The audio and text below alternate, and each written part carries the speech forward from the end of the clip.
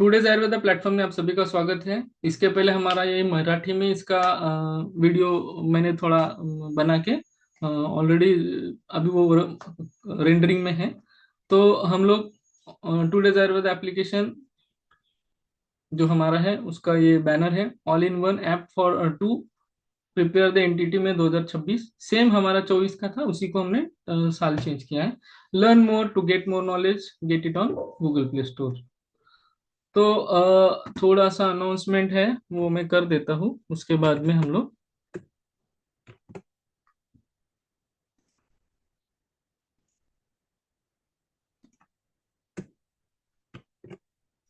तो ये हमारा टेलीग्राम ग्रुप है।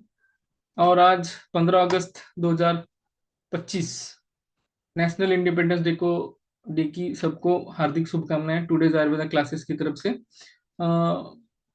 और ये एक घोषणा है हमारी तरफ से, announcement for all the NTT aspirants. 2025 का जो बेस्ट एस्पिरेंट थे, today's Ayurveda best NTT aspirant 2025, ये इनका हम national platform Ayurveda teacher association का, जिसका मैं लाइफ मेंबर भी हूँ और एनटीटी विंग भी मैं संभालता हूँ, और राहुल सूर्यवंशी सर के गाइडेंस से चल रहा है सारा।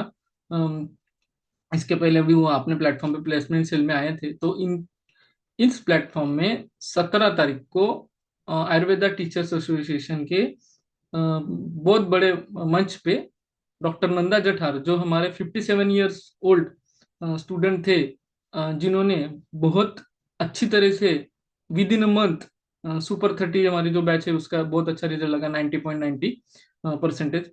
तो उसके one of the cream student थे। और जो मैडम के एफर्ट्स है, जो उनकी लगन है, उनको बहुत अच्छा रिजल्ट मिला है। 55 सी स्कोर्ड। एंड उनका एक रिलीफ भी मैंने डाला था, वो मराठी में था, आपको नहीं समझ में आएगा। लैंग्वेज इसलिए नहीं चेंज किया कि मेरे को ओरिजिनलिटी चाहिए था। तो उनको हम लोग इस साल का today's Ayurveda best NTT aspirant 2025 हो सके तो नितिन गडकरी की जी के हाथ से हम लोग देने का कोशिश करेंगे। ठीक है। तो ये एक बार वापस मैं थोड़ा सा आपको बता देता हूँ पिछले साल का रिजल्ट। पिछले साल का रिजल्ट हमारा ये रहा। बेस्ट रिजल्ट सुपर 30 बैच का है, जो मैडम भी वो बैच में थी, doctor Nanda Jathar madam, she is from Pune. एंड वो सब आ रहे हैं 17 तारीख के जो फंक्शन है हमारा आयुर्वेदा टीचर एसोसिएशन का, अटैकॉन 2025 नागपुर में है, डॉक्टर बाबा Saheb Ambedkar international conference hall, new Indora, वहाँ पे है। तो ये हमारा रिजल्ट रहा है 2025 का। तीसरी बैच सुपर 30 30 डेज की बैच थी। उसके बाद 88.88% जो रिजल्ट रहा है, one of the best result for 15 days students, that's called as a FASTag 2.0। Okay. Next, जो रेगुलर बच्चे थे, अभी हर बैच के स्टूडेंट्स अलग अलग होते हैं, इसलिए थोड़ा कम लग रहा है, मगर मेरे हिसाब से जो डिफिकल्टी लेवल इस साल था, रेगुलर बैच का रिजल्ट भी अच्छा लगा है, nearly equivalent to 80, that's 78.12%।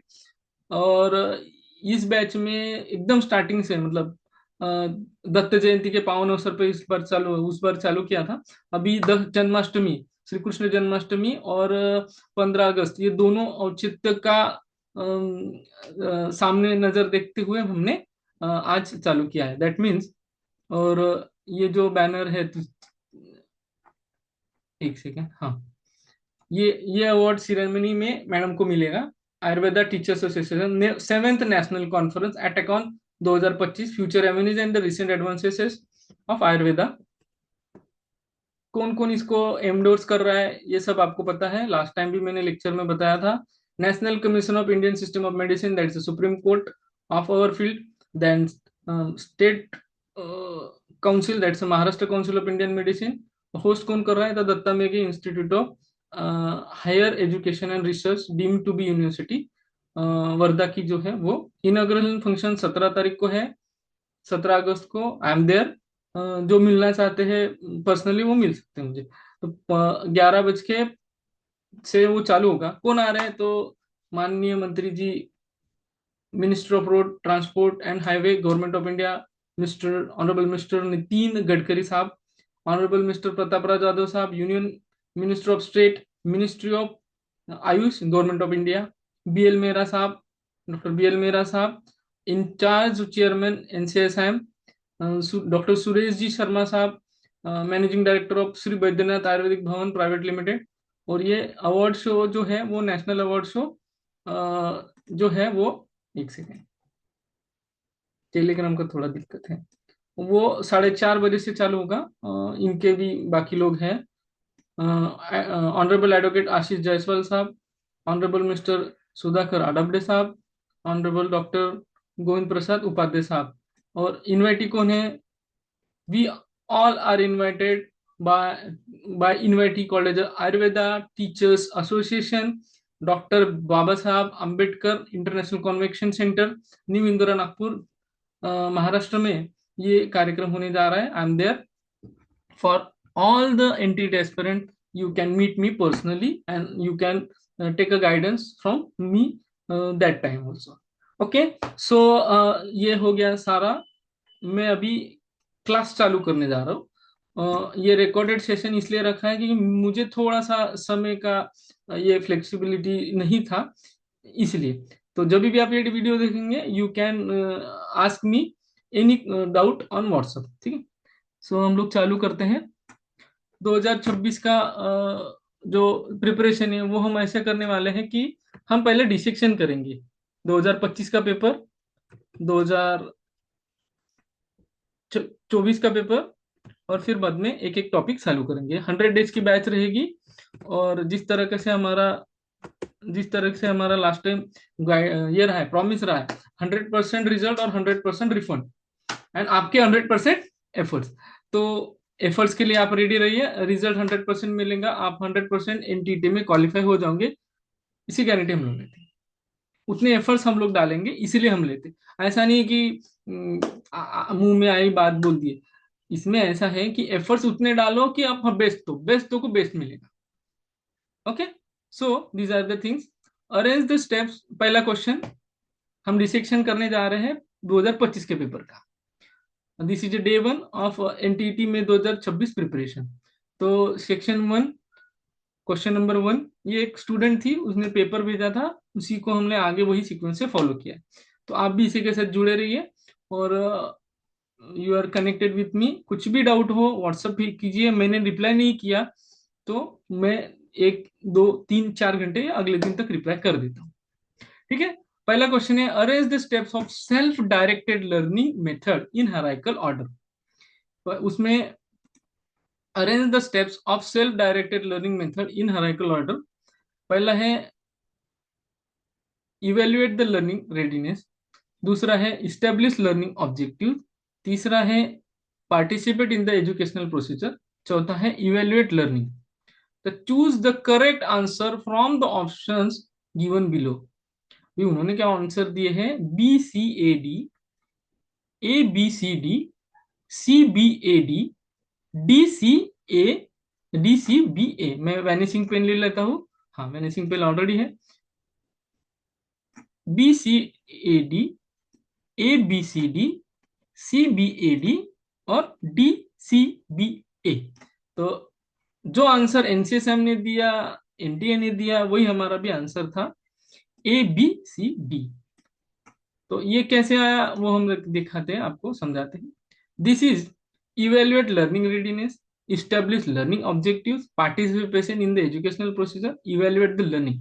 This is supported in the section discussing। कहाँ पे इसका आंसर मिलता है? adult learning and self directed learning processes which follows as logical and andragogical sequences as described by novel करके साइंटिस्ट है, उन्होंने ये पहले डिस्क्राइब किया। वेयर लर्निंग मस्ट फर्स्ट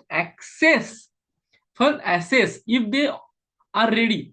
पहले उनको रेडी है क्या? कोई भी आपके पास स्टूडेंट है तो उसको सेल्फ डायरेक्टेड लर्निंग के लिए जो मेथड है उसमें सबसे पहले वो रेडी है क्या, खुद वो प्रोसेस के लिए रेडी है क्या, इसलिए उन्होंने रेडीनेस बोला। देन सेट अ गोल, फिर उनको एक ऑब्जेक्टिव दो, है ना, उनको कुछ ऑब्जेक्टिव दो। XYZ। हम अभी वात दोष के बारे में बोलते हैं क्योंकि मेरा क्रिया शरीर है और वो सबको समझता है क्योंकि संहिता में भी वही आता है। तो मुझे वात दोष की कार्य के बारे में लेके जाना है बच्चों को, विशेष कार्य की तरफ वायुस्थ यंत्र तंत्र नियंत्रण प्रणेता तो वाला। तो सबसे पहले उसके लिए रेडी है क्या, श्लोक बहुत बड़ा है। उसके बाद ऑब्जेक्टिव सेट करो बच्चों, ये श्लोक आपको लर्न करना है। Next, engage in the process. Recitation में ऐसा होता है कि मान लो आपके साथ पास 60 बच्चे, तो 60 बच्चों में से हर एक बच्चे को उनमें पार्टिसिपेशन करना है। कुछ कुछ बोलते हैं नहीं हमें इतना बड़ा श्लोक लर्न नहीं होगा। तो engage in the process and reflect and assess the outcome. अभी लास्ट में आप क्या करोगे, स्टार्ट में वायुस्थ यंत्र तंत्र धरा नियंत्रण ऐसा मनसा ये श्लोक बोलोगे, आप खुद बोलोगे, फिर एक स्टूडेंट को बुलाएंगे। That means process of recitation आप चालू करेंगे। रिसाइटेशन में आप कुछ कर रहे हो क्या, नहीं, सेल्फ डायरेक्टेड लर्निंग कर रहे हो बच्चे। क्या कर रहे हैं, सेल्फ डायरेक्टेड लर्निंग कर रहे हैं। तो क्या होगा, आपको लास्ट में एक्सेस करना पड़ेगा सब बच्चों का हुआ या नहीं हुआ है। तो वो कैसे करेंगे, आप रैंडमली कोई नंबर निकालो, 3 4 5 8। 3 4 5 8 ऐसे उन बच्चों को बोलो, हाँ चलो बेटा वात का वायुस्थ यंत्र तंत्र धारा का श्लोक बोलो। वो अगर बराबर बोल रहे इसका मतलब उनका सेल्फ डायरेक्टेड लर्निंग बराबर हुआ है। आपने वहां पे वो श्लोक रटवाया है क्या, खुद नहीं, वो क्या कर रहे हैं, खुद के खुद ही कर रहे हैं। सो ये क्वेश्चन आपका इस तरह से हल होता है। तो इसका आंसर है ABCD। Next, question number 2, question ID 1710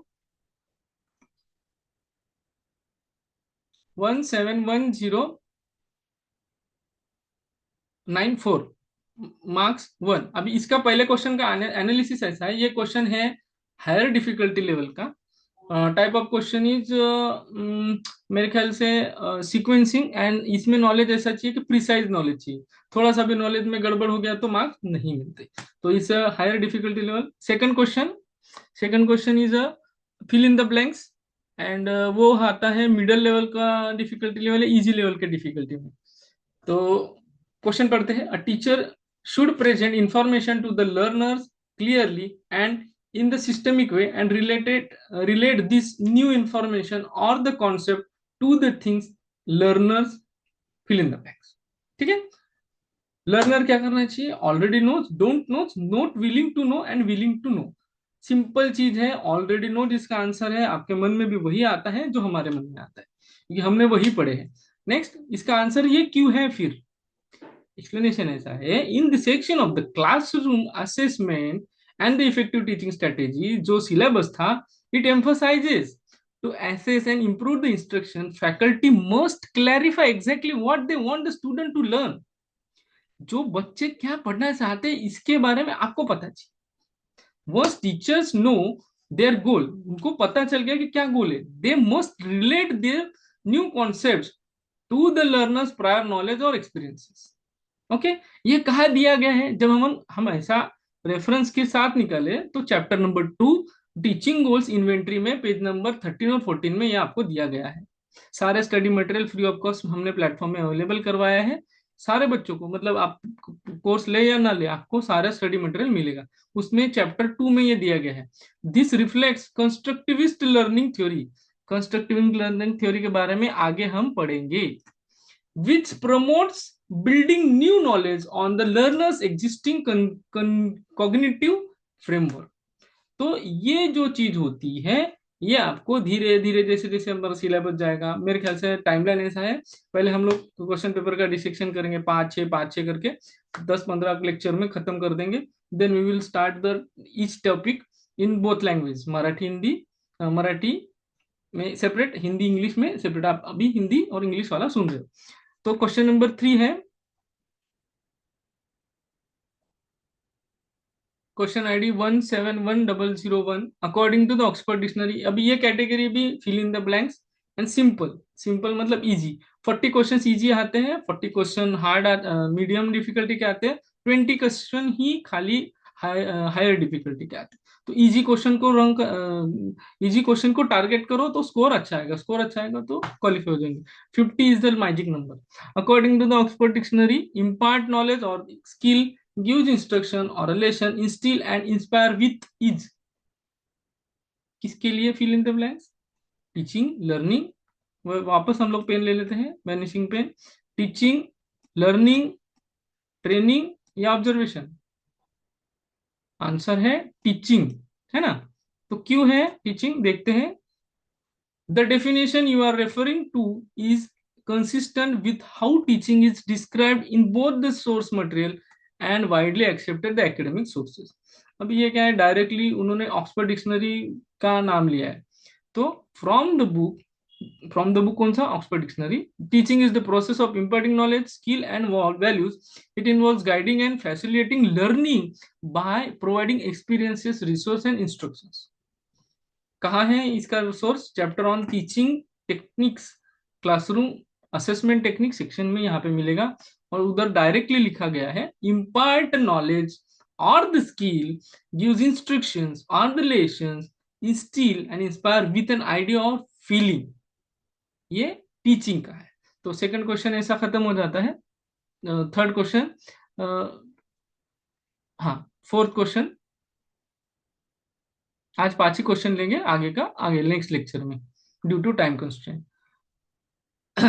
question number 4, ID number 171092, 1 mark के लिए है. सिंपल क्वेश्चन, सिंपल क्वेश्चन और इजी क्वेश्चन, इजी कैटेगरी का. टाइप है fill in the blank. The word pedagogy is derived from Greek word which literally means. इसका मतलब Greek में क्या होता है, to educate the child, to lead the child, to mentoring the child, to recognize the child.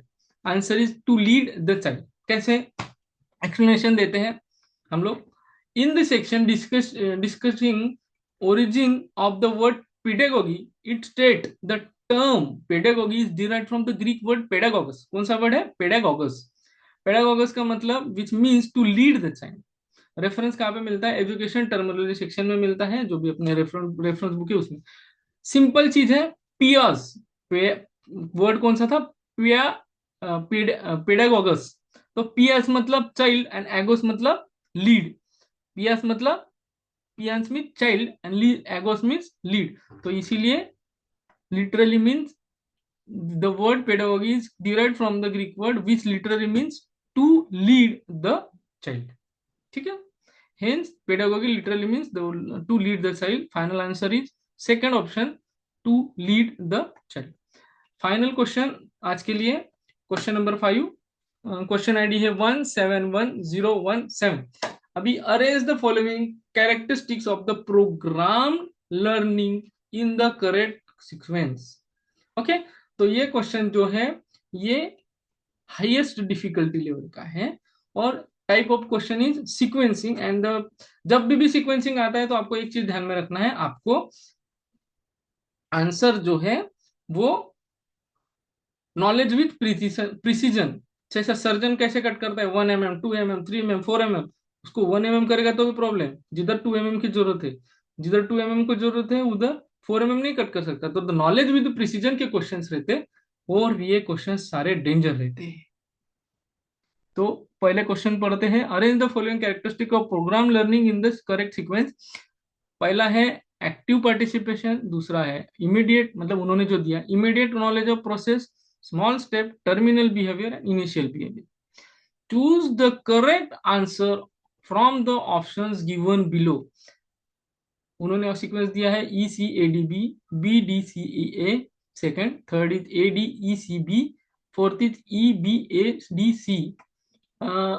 तो इसको हमने जो आंसर थोड़ा सा दिया था, हमारा गलती हुआ, we are going to accept कि हमारा जो चैलेंज था अनिल कुमार इनके इससे पूछा भेजा था, उसमें हमने क्वेश्चन चैलेंज किया था मगर वो एक्सेप्ट नहीं किया गया, वो क्योंकि हमारा थोड़ा सा इसमें गलत था.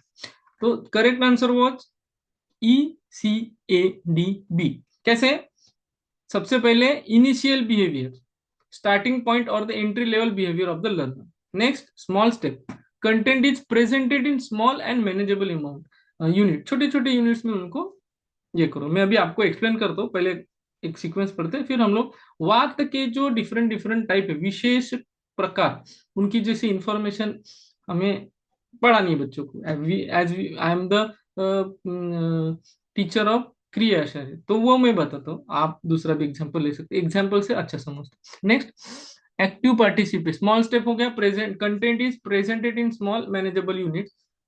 Second, third is active participation, learner must actively respond at each step, है ना. Next is terminal behaviour desired final outcome और लर्निंग गोल.